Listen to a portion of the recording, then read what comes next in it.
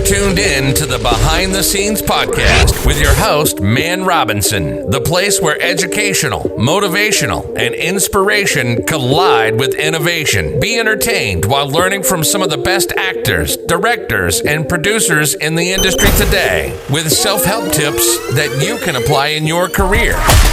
We don't just talk about it, we be about it. So, welcome to another episode Behind the Scenes. I'm your host, Mann Robinson.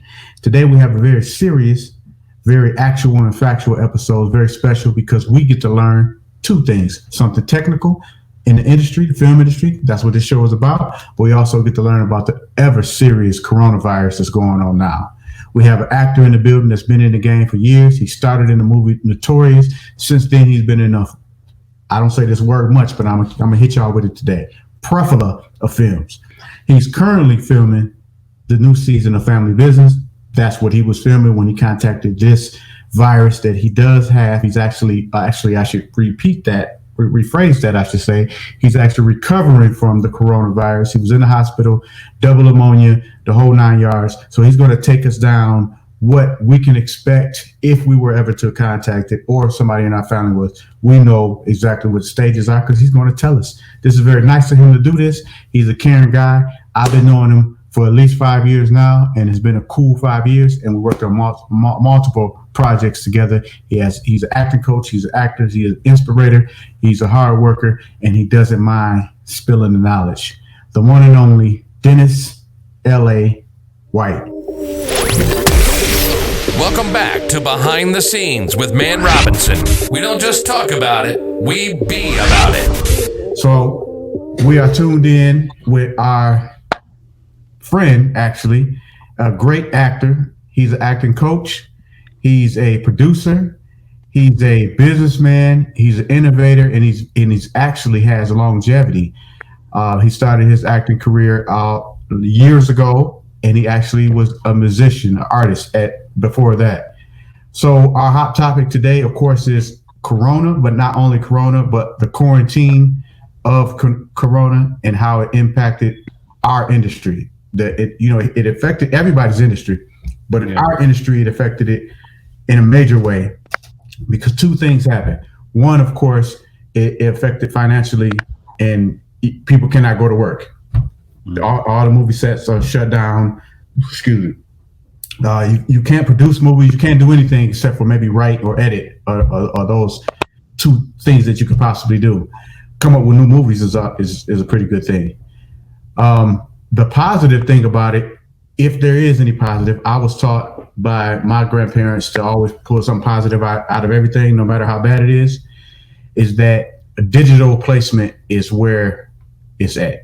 If you have something digital online streaming right now, you at least can still maintain your creativity and maybe not be in financial ruin. So that is also something positive. So the coronavirus is actually, sometimes we think of celebrities like yourself as being untouchable. Bad things don't happen to celebrities. Celebrities don't go to jail. Celebrities don't get sick. And if they do, it's a big deal. You see it on TMZ. But you actually experienced the coronavirus. And can you tell us about it? I mean, if you're feeling up to talking about it. Yeah. My first question is, how do I get one of those T-shirts, man? That's my first T-shirts, question. Right? Hold on, let me move right. Yeah, that's a given. I'm so happy you're here. But pretty much anything you ask for is yours right now. So thank you. I appreciate it. So, the unfortunate thing about this coronavirus is that there's no rhyme or reason of how you get it. So I can't really, people ask me, how did I get it? I have no idea. I know that this past month, before I was hospitalized, I was really going hard. I was traveling back and forth from LA to Atlanta, filming a movie in Atlanta, shooting a TV series in LA, the Family Business on BET. So I was flying back and forth weekly.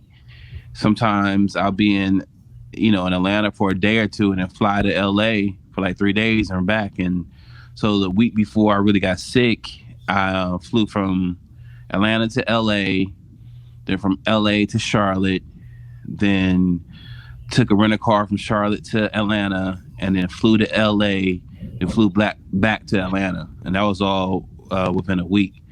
So my body definitely, was being torn apart. What really helped me out, honestly, is that I hurt my leg on the 5th. Had a screening of a TV series we did, Street Connected, and I hurt my leg afterwards. And so that kind of sat me down, and I was going through a lot of different things. I was having crazy body chills, plus pain in my body. And I started developing, since January, I've had like a little cough, but it got real intense at that moment. And I think the shock to my body with the pain of my leg really, brought on everything else. My temperature was like 103, over 103. And so I kind of just didn't do anything. I kind of, self-quarantined for the week, self-medicated, just trying to, how black men are. We don't like to go to the hospital or to the doctor. So I was like, I could be better, because I had to fly back to LA to film a couple more scenes the next Saturday. So it was just getting worse. I lost my appetite. I didn't want to eat anything. It was just, the pain was immense. My coughing was so bad that it felt like Tyson was punching me in my stomach and my chest every time I coughed. So I was going through it while I was still trying to handle business and still, not really taking care of myself. So I went to the hospital on the 13th, Friday the 13th, go figure. And they were like, we think we might need to keep you. And I was like, let me think about it. And they was like, nah, we're keeping you. Yeah. So shut up. Yeah.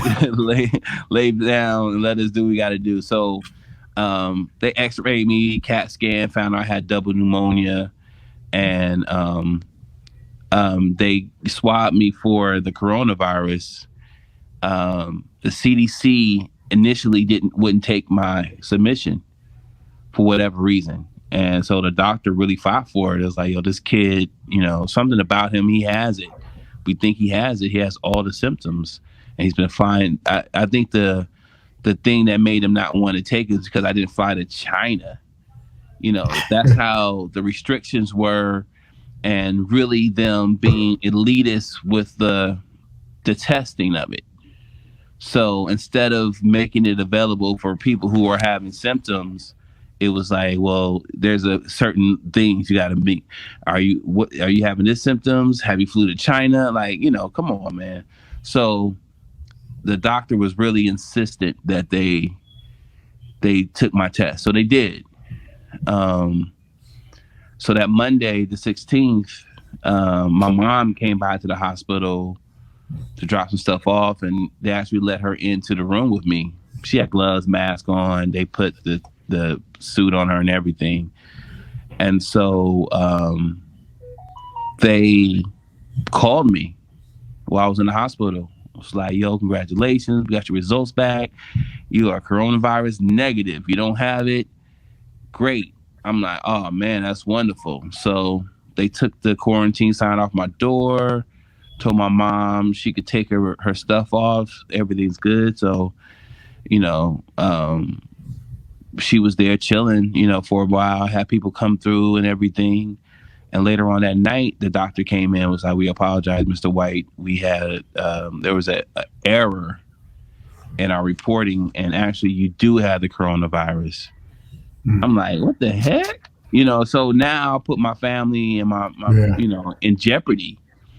And so, honestly, when they told me I didn't have it, it was a surprise because of all the symptoms I had. And so they gave you false information first in the hospital. And told you that you were free of. I remember we texted each other, and you told me, you said, no, I don't have it, I'm good. God is good. I remember your words. Yeah. But then they came back that night and told you had a deadly situation. Yeah. Wow. Crazy. Yeah. And Wow. so, the hospital blamed it on the CDC, that they mixed up the paperwork or whatever the case may be. So with me at that moment, I mean, it was a surprise that I didn't have it because of everything I was going through. But now it's a extra burden because now I contaminated my family. And they're fine. They're fine. Yeah. Thank God. Good. Yeah. That's whatever reason they didn't catch it. As we know, they wouldn't offer any tests for them. They just told them to self-quarantine for 2 weeks, which is also crazy, But you did it, though. You self-quarantined yourself before you even went to the hospital. Yeah. So that was like a natural thing to you. You just kind of stayed home and kind of, that's what we do. We just kind of, wait till the stuff go away. I didn't go nowhere. Yeah. I was, my family wasn't even, they kept me, they stayed away from me, on purpose. And so, so that week during the hospital, I was getting IVs and antibiotics and oxygen and, they really brought me back to health. And so they released me and, with a 14-day quarantine still. So I have like maybe 5 more days left, with this quarantine just to be safe. So, it's the CDC, one of the reps has been calling me and my family trying to, check on us, but because they know they messed up. Yeah, definitely. And now it's time for Mann Robinson's Motivational Thought. Black movie star, motivational and inspirational. Black movie star. So everybody know I do what we call motivated thought, which is Black movie star. Black movie star, again, is not someone that has to be super famous or driving around in Lamborghinis and Bugattis and all that. This is somebody that works hard in the craft, and they're always, at this point, first season, are always picked by me. Somebody that I've been thinking about my whole career, and probably 9 times out of 10, I look up to them and I'm inspired by them, because remember, this show is inspired by the inspirational. So today's Black movie star is Martin Lawrence. I always give a reason why. Martin Lawrence. Martin Lawrence is officially my Black movie star not because he just did Bad Boys and broke type of records. It's not because he had one of the funniest scenes in Bad Boys 2. It's not any of that. It's because I went on a Martin marathon recently and I realized how much hard work this young man put in. Now, if you look at a season, the seasons are 8 episodes, 13 episodes. I looked and his seasons were 22, 23, 24 episodes per season, 6 seasons. That dude is the GOAT. He's from all these different movies that he started in. And I mean, Martin Lawrence is my Black movie star. You dig? Now back to the show. Welcome back to Behind the Scenes with Mann Robinson. We don't just talk about it, we be about it. That's rough, man. You still look as fly as ever, though. Whatever, man. You still look strong. You still, you're still talking intelligent. So it didn't really, but what the people don't know, and even myself, is all we're hearing is that people are passing away. And we're hearing that people in the hospital and they quarantine. We don't know what they're going through. Like, what does it feel like? Like, why are they passing away? Is it a disease that's eating them away? Or I think I did hear a rumor that they're suffocating. Like, do you have any idea what goes on? So what happens is when you get the coronavirus, it attacks your immune system and your respiratory, your breathing. So if you have asthma, any heart disease, high blood pressure, it intensifies it. So, with me, I had pneumonia. I guess I had a walking pneumonia, so it intensifies that. So people are passing away because they can't get the oxygen. As we know, oxygen is life. So they can't get the enough oxygen to breathe properly. So they were pumping me with oxygen while I was in the hospital. You know, God bless, I was healthy. I didn't have any diseases or asthma, nothing like that. But they were pumping me with oxygen. So it closes it when you get the coronavirus, it eats away the inside of your lungs. Wow. So that explains why the big subject was about ventilators. We didn't understand. We didn't understand what was the ventilator, why, the president himself was, all these ventilators were being ordered and he was trying to stop. He's saying it was too many. But I guess that you're saying that that's what the problem is. Yeah, you can't breathe. And even now that I'm home, I have an issue with breathing. Like I can't, me walking around the crib and doing certain things, I get winded. So I got to build my lungs back up. But if people are in, or if people haven't really went to the hospital in early enough, their lungs are deteriorating. And so honestly, I feel like if I had waited a couple more days, I might not have, came out on the other side. And the main reason why I went to emergency room on that Friday is because I was supposed to fly out that Saturday to film in LA. So I was like, yo, man, let me go to the hospital, let them check me out so I can get on this flight. Even though everybody around me was like, fool, you stupid. You're not getting on no flight. You see how bad you coughing? I'm like, whatever, yo, I'll just hold my cough down. You know what I'm saying? I'm thinking, I'm trying to get this bread. I'm thinking about work and everything. But if I had waited, I was blessed to go into the hospital at the right moment, the window before it became a pandemic.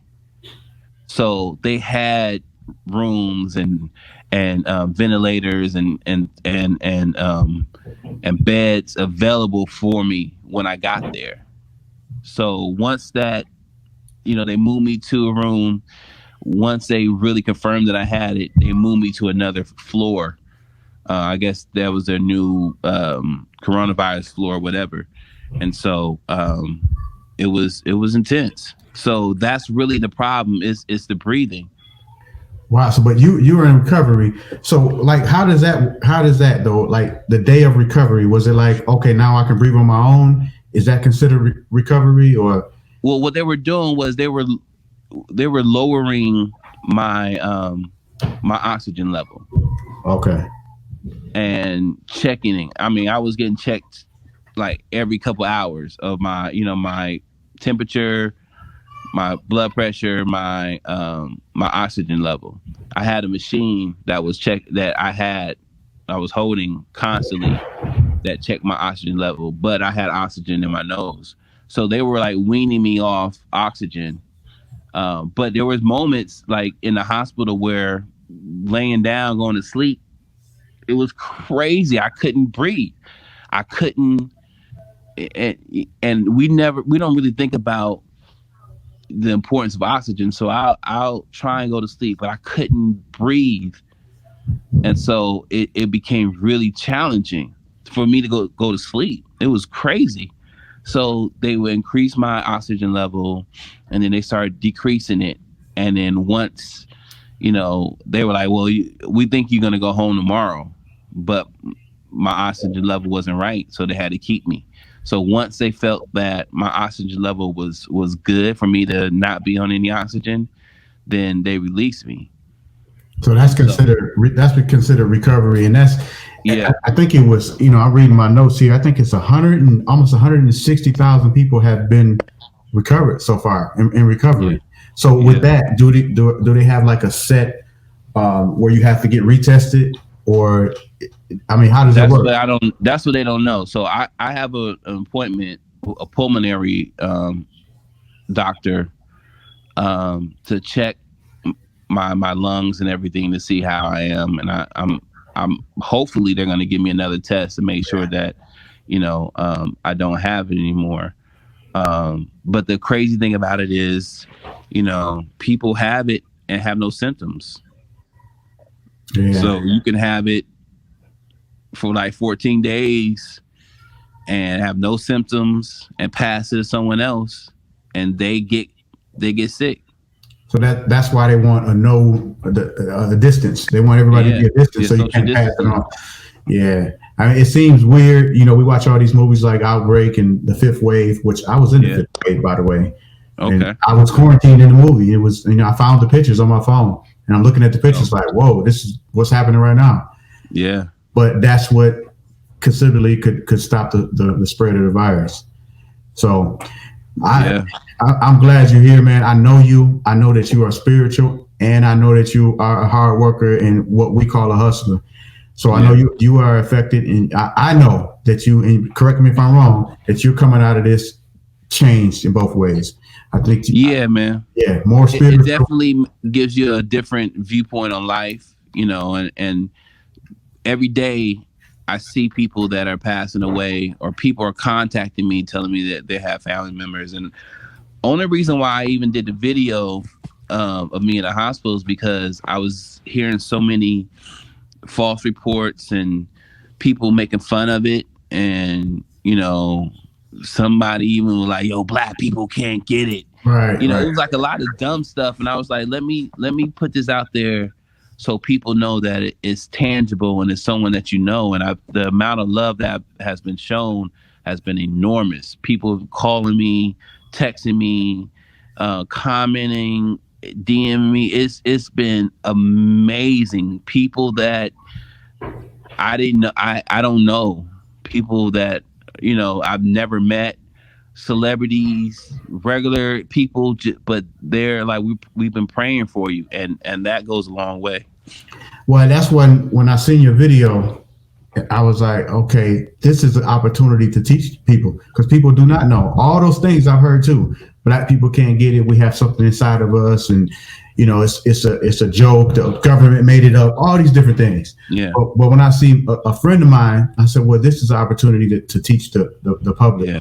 And I know you're a hard worker, and I know that, you know, you have businesses going on now. I have something going on with you. Yeah. You're the producer on one of the films we're working on now, and you have the TV series that you were talking about. How do you look at the other side of it though? Like people, they're losing their jobs right now. People losing their jobs, they can't go to work. How do you? The whole podcast that we're doing now is meant to be a self-help. And we want the audience to actually learn something as well.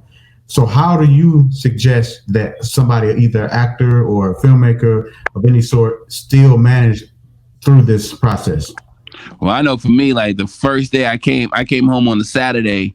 That Monday, I was at the bank cashing checks. Like, yo, what's up? I got to get this bread. Yo, I need some liquid cash. Yeah. But I think during this time is a recalibration of your talents and your arts, and a chance to create and to put your whole career in focus. Because, you know, with everything going, when everything is normal, it's a rat race. We're trying to keep up. We're trying to find the next project. We're trying to find the next casting. We're trying to find the next check, and we're just running and scrambling all over the place, and not having the time to sit back and say, let me formulate a plan of how I'm going to move forward, and how to be in a situation where when there is a pandemic going on, I'm good. You know what I mean? I could be better, but I'm good. I'm blessed. Mm-hmm. I'm not worried about my lights being cut off. I'm not worried about if I have enough money to buy food. I'm not worried about those things. My phone bills are paid. My mortgage is paid. So this is the time for you to focus on your career and say, what do I need to do to have multiple streams of income? I get money in 7 ways. I get money in 7. You know what I mean? Yeah. Multiple streams of income, and to really set my career on a whole different path. So now it's the creating time. So it's like that moment when runners are in the Olympics, and that moment before the gun is shot off, what they go through, their whole process. This is that process right now. So if you're an actor, start learning some monologues. start practicing your self-tape. So when it's time, when things are back to normal, you have a process of, how to self-tape like it's effortlessly. If you're a writer, write. If you're a producer, create content. Start reaching out to other creators and innovators and build your team. So it's like, all right, well, look, I don't know how long this quarantine stuff is gonna last, but I know in July we should be good. So let's shoot a short in July. Let's do this. Start planning. Now you have time to really plan because you ain't got nothing else to do. So don't let this opportunity to build, pretty much pre-production of your life. Don't miss out on a pre-production of your life.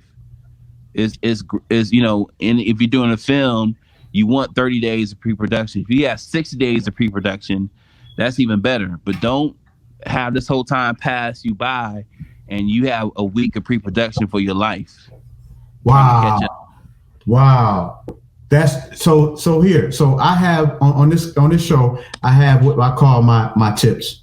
And based on whatever the trending topic may be at that time, that's how the tips are generated. But this show is for filmmakers, actors, upcoming actors, and people that want to be in the film industry. So my tip for the day would be get digital. So if you see all the physical jobs, they stopped. They're all stopped. We can't hold a camera. We can't go on the field. So you have to if you have something, like you're saying, catch up with stuff that you have. If you have it, get it up digital. That's a way that you can have the audiences able to see it now, even in the quarantine. Digital has proved to be king right now. So when this quarantine is over with, let's say July, you actually, if you're smart and you listen to the words of Mr. White here, you actually be in a better place once the quarantine over with, because now you have things written, you have a plan, and now, okay, the world is open back up. Let's get to where we need to get to. But you keep in mind, thoughts from myself, is that this could happen at any time. So now you build that as a permanent way of shift for the rest of your life. And that was my tip for today. So you touched on it.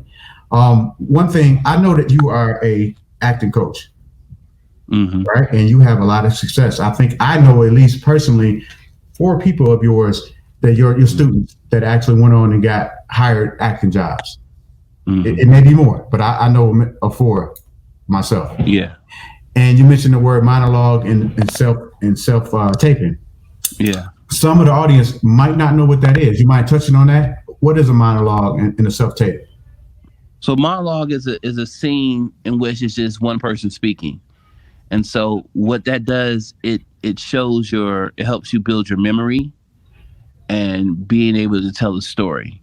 So, you can go online and find monologues and Google it and find one that fits you,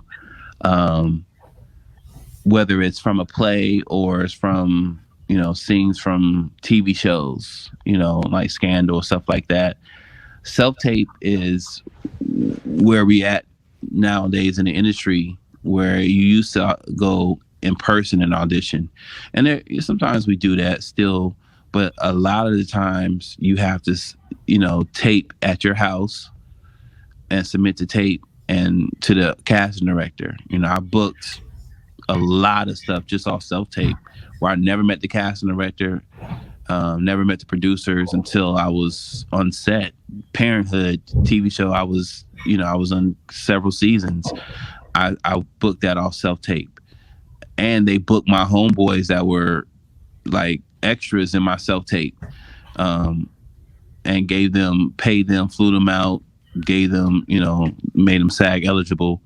The TV series Atlanta, I booked, I did 2 episodes with them strictly from self-tape. So with self-tape, as an actor, it's a process. There's certain criteria. You have to have a reader, off camera.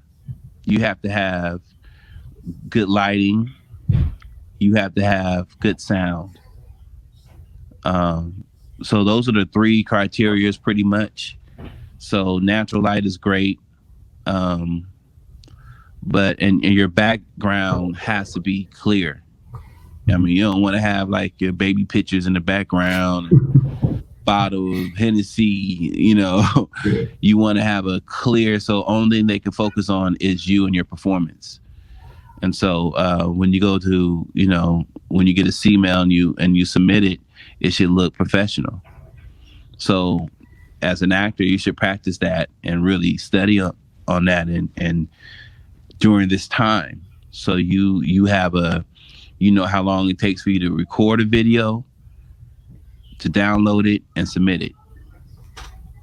Well, I think that, you know, my experience, sometimes I play casting director on different films, and if we didn't ever send the lines over, or what they call sides, over to, you know, the potential person that's auditioned, then the first thing we would ask them is, do you have a monologue? And I would say probably 50% of people had no idea what that was and how important it is. It's a very important tool when you want to become an actor. You know, it's very important because it shows the casting director what you can do, you know, well-known scenes. So is there any other things that, like right now, I would say, I agree with you, right now is the perfect time to hone your skills. You got the internet, you can go on the internet, you can find different monologues, like you were saying earlier, or different scenes, and try to play those scenes out to yourself. So you're ready. Well, here's the thing about monologues. Me personally, I haven't needed to use a monologue in well over 10 years, right? Ooh. I have like 3 or 4 monologues on deck anytime. I can spit them like it's nothing. But I haven't had to use it in like well over 10 years. Why is that? Because the projects that I auditioned for are, you know, there's size, there's part, you know, the scripts available. So that's what I work on. If I go to an audition and it's a cold reading, meaning you get the script there, you know, I'm good enough to maintain that script and, you know, convey it instead of having to do a monologue, you know. And I haven't really done theater in a long time. So sometimes in theater, they want you to do a monologue. But other than that, I haven't had the use of it. But as a new actor, when I first got in the game, I definitely, you know, had to use my monologue for certain things. And I booked roles based off my monologue. But it was in New York doing theater, independent projects, you know, sometimes, you know, even trying to get an agent, I had to use that. But where I am in my career, like I said, like the past 10 years, I haven't had to use my monologue at all. Yeah, you have a very successful last 10 years. I think you were on Atlanta. You were on the show now. What's the name of the show now you're doing? You're currently filming the show that you were filming? The Family Business on BET, season 2. Yeah, and it was something else as well. You had another filming that you were doing. I mean, you're always working. You know, that's one thing about you. You're always traveling and working. You were in one of my films. You were in actually 2. One that's released, Turn. You were in Turn. You were in Power Corrupts, and we're working on A Love to Die For now, and you actually coming on as producer and one of the characters in that as well. So you are very successful and very hard worker, man, and we appreciate you coming, blessing the audience. And, you know, the one thing about you, though, I do want the audience to know that you are just as good as actor as you are a director and a producer. I've seen you put stuff together without even just by the time the phone was hung up. Okay, we're ready. So from location, that's that MacGyver in me. But you know, that's what you have to have. Is if you're a filmmaker, I think you should be touched on all categories, and you are definitely you definitely are a proof of that. So it's a work in progress. It's a work in progress. I'm trying to get better at everything, at all points. I'm never satisfied with my performance on anything that I've done. I want to get better, and so you know, you gotta want to strive for greatness. Well, definitely. Like I said, I think I went out to American Black Film Festival, and me and you went different times, but we ended up there together. And your company was a company of respect. They have to respect you to be in that company. And your company was, I mean, if you, when I seen Amari Harvick, what's his name, Lorenz Tate, his brothers, and a few other people, and you were moving around with these gentlemen as like they're your family. And I think you said that they reached out to you during the quarantine with the Corona incident. Yeah, man. I mean, the amount of people, Omari Hardwick, Omar Dorsey, Kenny Lattimore called me last night. Lady of Rage called me about an hour ago. Kiki Shepard, Kimberly Elise. I don't even know. I don't remember even meeting her. She reached out. I mean, it's just been a plethora of people that's been hitting me up, contacting me, showing me love, because, you know, I feel that I'm a stand-up guy, and I've been in this industry long enough, and I bring my A game every time I'm on set, every time I film with people. And when you get what you get when you rock with me, I don't have no hidden agendas. My love is for my family and for my art, and I think that permeates through, you know, how I walk, and people respect that. Yeah, I'm definitely can approve that message, because I know for sure you are definitely stand up, a hard worker, and a motivator, innovator, and you're very educational, as this show states. So you also have an acting class. Could you tell people where to find your acting class and the name of it? Yeah, so during this quarantine time, I know you need classes to get ready, so you can go to actlikeyouKnow.org, and I do private coaching. So you can secure a session, 2 sessions, 4 sessions, and we do it through Skype or FaceTime. And it's really, you know, designed to make sure that you are the best actor that you can be, with giving you tips on how to find jobs, how to improve your auditioning skills, how to master roles, and how to build your whole profile as an actor. So go to actlikeyouKnow.org for all the information, and let's get rocking. Yeah, I actually approve that message as well. So Act Like You Know, we'll actually put a label at the bottom of this video, the website you can go to if you want to join his class and do one-on-one. Dennis, I also have random thoughts during this program, and today my random thought is I believe that our seat of the president, and I'm not just saying the person, the seat of the president, to me, and this is just a random thought, should be 2 seats. It shouldn't be a vice president. It should be 2 seats. It should be 2 presidents. One person cannot man the nation, and the reason being is the nation is split. The nation is split between wealthy and anything under that. So there should be a representation of the second half, whether it's middle class or below, and then the higher wealthy, or whatever you want to call them, have their representation. Because the way things are going right now, I don't believe that seat can say or feel the right things that needed for this side. That's just my opinion. Random thought. You can add on it if you like. Well, I feel that the way that America is set up, that's going to be really hard to do. But also the way that America is set up is that we look towards leaders, and we look for someone to follow and someone to lead our nation, instead of looking internally. You know, as a people, we're stronger, underlining this community. You know, and I always say it's the W.E.D. Du Bois and the Booker T. Washington split. So Du Bois wanted us to integrate, wanted us to go to school with the rich white people, wanted us to be the only black doctor in a white hospital, where Booker T was like, man, forget them. Let's build our own. We good at crops and farming. Let's control that. Let's have our own schools.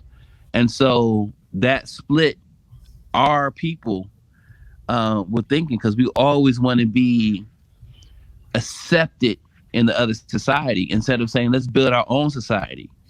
I come from a military background, so, you know, I live near military bases, and I've seen people from Thailand, different countries, they come and they build a whole community within themselves. So one person does, you know, laundry. They take all their laundry to that one person. One person has a restaurant. They all eat at that person's restaurant. So they all are circulating money into their own community. And then 5-10 years down the road, they own 30 businesses that they all support. But we don't do that. Mm-hmm. We like, man, I'm not supporting Mike. I'm gonna support Jimmy. You know what I'm saying? Because it makes me look good to be at their restaurant instead of supporting the brothers. So that's what we have to do as a people. We need to have our own entity. So we're not, whatever they do in the White House, whatever, we can't control that. We need control. We can do what we do in our house. And I think that's the only way we're going to be able to survive what's going on, because it's a war on us. It's a war. Well, I think that you are Medgar Evers. Medgar Evers actually came with that same way of thinking, and he actually was murdered for that in I believe in the 60s. And I believe that's true as well. And that's what they do. And this is not a black and white podcast, but that's what they do. So you're right. Mm-hmm. And, you know, our random thought today was addressed and mentioned, actually recorded by the great Dennis L.A. White. And we appreciate you, all your thoughts, all your knowledge for coming onto the show. God bless you. And hopefully the audience gain information about the virus, about what to do during the quarantine, and also how to support Black businesses. So thank you very much. And we are out. God bless you, brother. Thanks. Thanks for tuning in to Behind the Scenes with Mann Robinson. Our aim is to genuinely encourage and inspire you with the compelling stories and content we provide, in hopes that you'll inspire others. For info on upcoming episodes and all things surrounding film, techniques, and motivation, follow at Mann Robinson on all social platforms. View on blackfilm.com, mannrobinson.org, or stream anytime on Spotify and iTunes.